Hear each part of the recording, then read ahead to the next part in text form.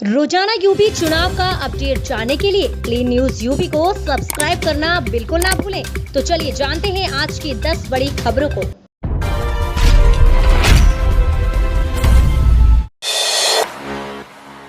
लाखों सरकारी कर्मचारियों और वकीलों को सब्सिडी पर घर देगी योगी सरकार, 10 साल तक रहेगी ये शर्त। उत्तर प्रदेश सरकार समूह ग व घ के लाखों कर्मियों और अधिवक्ताओं को सब्सिडी पर मकान देने जा रही है। इन मकानों को लेने वालों से भूमि का सांकेतिक मूल्य मात्र ₹1 लिया जाएगा। छूट पर मकान लेने वालों को इस शर्त पर दिया जाएगा कि वे 10 साल तक इसे बेच नहीं पाएंगे। उच्च अधिकारियों की बैठक में इसका प्रारूप तैयार कर लिया गया है। उच्च स्तर से मंजूरी मिलने के बाद इस प्रस्ताव को कैबिनेट से पास कराया जाएगा। कैबिनेट से प्रस्ताव पास होने के बाद ही इस योजना का लाभ मिल पाएगा। अभी तक समूह ग व घ कर्मियों को छूट पर मकान देने की व्यवस्था नहीं है। इस योजना के अंतर्गत निर्मित आवासों पर पात्रों को सब्सिडी दी जाएगी। किसान, नौजवान व गरीब महंगाई की मार से सभी टूट गए। समाजवादी पार्टी के राष्ट्रीय अध्यक्ष अखिलेश यादव ने कहा कि भाजपा ने जनता को बुरी तरह से निराश किया है।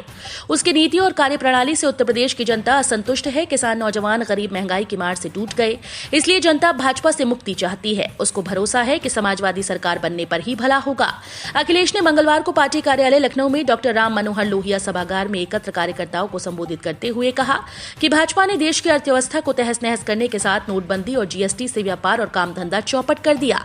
विकास अवरुद्ध है। लोगों को बहकाने के लिए भाजपा सरकार लोकार्पण और शिलान्यास का नाटक कर रही है। भाजपा राज में अन्नदाता, किसान और नौजवानों की उपेक्षा हुई। हक के लिए लड़ रहे किसानों को भाजपा ने लांछित करने में कोई कसर नहीं छोड़ी। प्रदेश में अपने बूते पर हर सीट पर प्रत्याशी उतारेगी कांग्रेस, बागपत में बोले कांग्रेस प्रदेश अध्यक्ष। जनसंवाद कार्यक्रम के अंतर्गत कांग्रेस प्रदेश अध्यक्ष अजय कुमार लल्लू मंगलवार को कंडेरा गांव पहुंचे। इस दौरान उन्होंने कहा कि कांग्रेस पार्टी सभी सीट्स पर चुनाव मैदान में अपने प्रत्याशी उतारेगी। भाजपा, सपा और बसपा से जनता का मोह भंग हो चुका है। सरकार युवाओं को नौकरी नहीं देना चाहती, इसलिए सरकार ने खुद ही यूपी टीईटी परीक्षा का पेपर लीक करा दिया। अजय कुमार लल्लू ने कहा कि उनकी पार्टी सूबे में किसी भी राजनीतिक दल से गठबंधन नहीं करेगी, बल्कि हर सीट पर अपने प्रत्याशी उतारेगी। इसके लिए प्रदेश से लगभग 7,000 आवेदन आए हैं। उनकी स्क्रीनिंग चल रही है। इसके पूरे होते ही प्रत्याशियों की घोषणा कर दी जाएगी। प्रदेश में इस बार कांग्रेस युवाओं को रोजगार, किसानों का गन्ना मूल्य भुगतान समय से कराने, गन्ना मूल्य ₹400 करने आदि वादों पर चुनाव लड़ेगी। उन्होंने कहा कि भाजपा, सपा व बसपा से जनता का मोह भंग हो चुका है। फ्री स्मार्टफोन और टैबलेट का इंतजार अब खत्म। यूपी की योगी सरकार इसी माह से करेगी वितरण। उत्तर प्रदेश के युवाओं का निःशुल्क स्मार्टफोन और टैबलेट का इंतजार अब खत्म होने जा रहा है। उम्मीद है कि सरकार इसी माह के दूसरे सप्ताह से इनका वितरण शुरू करा देगी। इसके लिए डीजी शक्ति नाम से पोर्टल बनाया गया है, जिसे जल्द ही मुख्यमंत्री योगी आदित्यनाथ लॉन्च करेंगे। पोर्टल के माध्यम से ही स्मार्टफोन और टैबलेट का वितरण और छात्रों के भविष्य की पढ़ाई के लिए कंटेंट उपलब्ध कराया जाएगा। सरकारी प्रवक्ता ने बताया कि छात्रों को कहीं भी पंजीकरण कराने की जरूरत नहीं। पंजीकरण से लेकर स्मार्टफोन और टैबलेट वितरण तक पूरी व्यवस्था निःशुल्क है। उम्मीद जताई जा रही है कि दिसंबर यानी इसी माह के अगले हफ्ते तक वर्क ऑर्डर जारी होगा और दूसरे सप्ताह से वितरण होगा। पीएम नरेंद्र मोदी 13 दिसंबर को श्री काशी विश्वनाथ धाम का करेंगे लोकार्पण। बनारस में रहेंगे 3 दिन। वाराणसी में बाबा दरबार से गंगाधार तक विस्तारित श्री काशी विश्वनाथ धाम कॉरिडोर 13 दिसंबर को प्रधानमंत्री नरेंद्र मोदी जनता को समर्पित करेंगे। इसे ध्यान में रखते हुए 10 दिसंबर तक संपूर्ण कार्य पूरा कर लिया जाना है। इस खास मौके पर बाबा दरबार की साज सज्जा के लिए श्री काशी विश्वनाथ मंदिर के पट 1 दिसंबर को बंद रहेंगे। अगले दिन 2 दिसंबर को सुबह 6 बजे श्रद्धालुओं के लिए पट खुलेंगे। प्रधानमंत्री नरेंद्र मोदी अपने संसदीय क्षेत्र बनारस में 3 दिन प्रवास करेंगे। पीएम 13 दिसंबर को ड्रीम प्रोजेक्ट श्री काशी विश्वनाथ धाम का लोकार्पण करेंगे। उत्तर प्रदेश में विधानसभा चुनाव से पहले भाजपा ने यात्राओं पर जोर दिया। उत्तर प्रदेश में 2022 विधानसभा चुनाव को लेकर भारतीय जनता पार्टी 6 यात्राएं शुरू करने जा रही है, जो राज्य के सभी 403 विधानसभा क्षेत्रों से होकर गुजरेगी। पार्टी ने 2017 के राज्य चुनाव से पहले भी इसी तरह की यात्राएं निकाली थीं। पार्टी के एक पदाधिकारी ने कहा कि पिछली यात्राओं का उद्देश्य पिछली सरकार को बेनकाब करना था, लेकिन ये यात्रा कैडर्स को हमारी उपलब्धियों के बारे में बताने और लोगों का आशीर्वाद लेने के लिए होगी। अधिकारी ने कहा कि ये यात्रा चुनाव टिकट वितरण से पहले आयोजित की जाएगी। राज्य में जीत हासिल करने के लिए भाजपा विभिन्न विधानसभा सीट्स पर मौजूद सांसदों को बदलने का प्रयास कर सकती है। दिलचस्प बात यह है कि यात्रा विशेष रूप से कांग्रेस अध्यक्ष सोनिया गांधी के संसदीय क्षेत्र रायबरेली और समाजवादी पार्टी प्रमुख अखिलेश यादव के लोकसभा क्षेत्र आजमगढ़ जैसे विपक्षी गढ़ों पर अधिक ध्यान केंद्रित करेगी।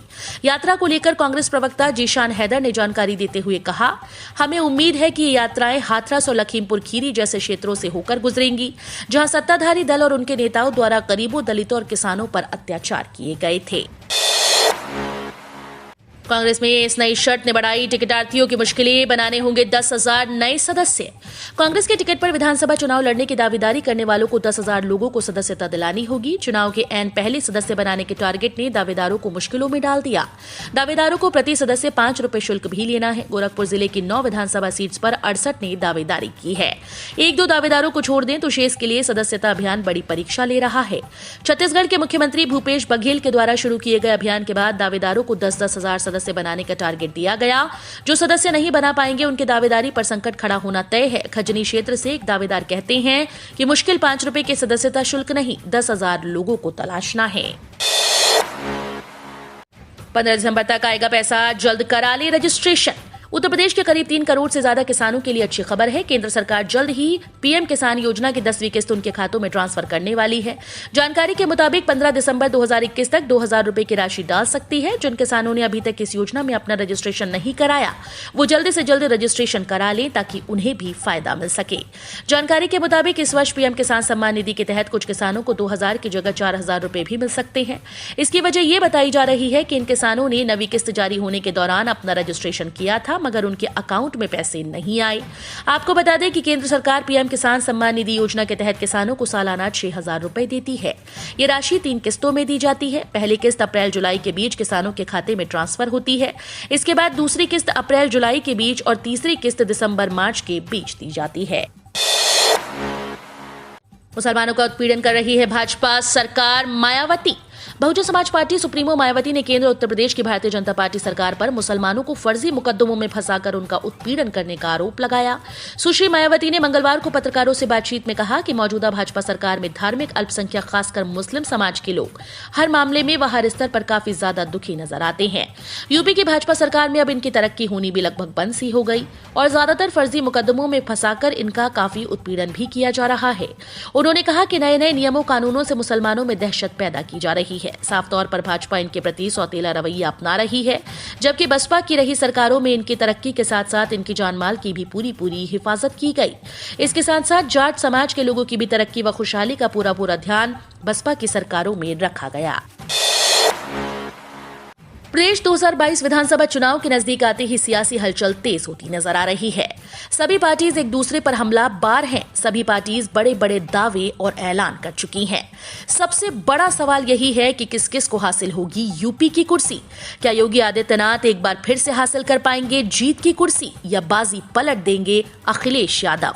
इस बीच आज हम आपके लिए लाए हैं जनता के अनुसार बनाया गया ताजा ओपिनियन पोल कि जनता किसे अपना मुख्यमंत्री इस बार बनाना चाहती है। एकदम सही और सटीक एग्जिट पोल। चलिए बात करते हैं सबसे पहले यहाँ पर समाजवादी पार्टी की। तो समाजवादी पार्टी यहाँ पर अपनी सरकार बनाते हुए दिखाई दे रही है। समाजवादी पार्टी यहाँ पर उभर कर सामने आ सकती है। समाजवादी पार्टी के हिस्से में आ रही है 207 विधानसभा सीट्स। बीजेपी को यहाँ पर बड़ा झटका लग रहा है। बीजेपी को यहाँ पर 128 सीट्स मिल रही हैं। वहीं कांग्रेस की अगर बात करें तो कांग्रेस को यहाँ पर मिल रही हैं 28 सीट्स। बसपा प्रमुख मायावती को यहाँ पर मिल रही हैं 32 सीटें। वहीं अन्य के खाते में भी 8 विधानसभा सीट्स जा रही हैं। मीडिया रिपोर्ट के मुताबिक ऐसा लग रहा है कि इस बार समाजवादी पार्टी अपनी सरकार बना सकती है। फिलहाल ये तो वक्त ही बताएगा। आपके हिसाब से कौन सी पार्टी सरकार बना सकती है, कौन सी पार्टी उत्तर प्रदेश में मुख्यमंत्री बना सकती है, हमें कमेंट के माध्यम से जरूर बताएं।